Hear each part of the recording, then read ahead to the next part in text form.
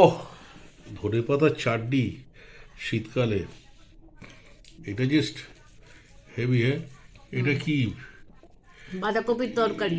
এটা বাঁধাকপি আর ধনেপাতা, সঙ্গে এখানে মাছ ডিম দুটোই আছে। বাবা বাবা বাবা। আর এই তরকারি দিয়ে কিন্তু এই এটা এটা কিরকম, মানে চাটনিটা দিয়ে কিরকম লাগছে? Number one. হ্যাঁ, দুর্দান্ত, তাই তো। ধনে পাতার চাটনিতে রসুন পড়লে তো একদম আর দেখতে হবে না, পুরো ভাতটাই খাওয়া হয়ে যাবে। ওহো, হুম। আর সঙ্গে আছে কি, বাবা বাবা, আর এদিকে আমার বড় বড় ডিম আর বড় বড় এখানে মাছের মাথা ফাতা দেখছি এবার। আর এখানেও সেই চলছে।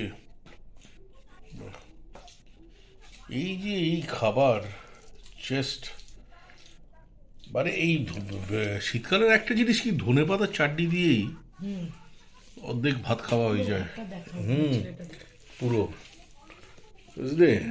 হুম, সবই। ওহ, আর তুমি খেয়ে বলো কেমন হয়েছে। আমি তো সবসময় চেকে বলি। আর এগুলো সবই দেশি ধনেপাতা, পুরোপুরি দেশি ধনেপাতা এগুলো। দেশি ধনে পাতাগুলো না কচি কচি কে কাঠের মতো। কে দেশি ধনেপাতা? তাই তো। কিরে? ক্যামেরার দিকে তাকাও, তাকাও না, তাকাও না, তাকে একটা থামস আপ দাও না। আরে দিকে একটা থামস আপ দাও, থামস আপ দাও, থামস আপ দাও। আরে বাহ বাহ বাহ বাহ। ওহ,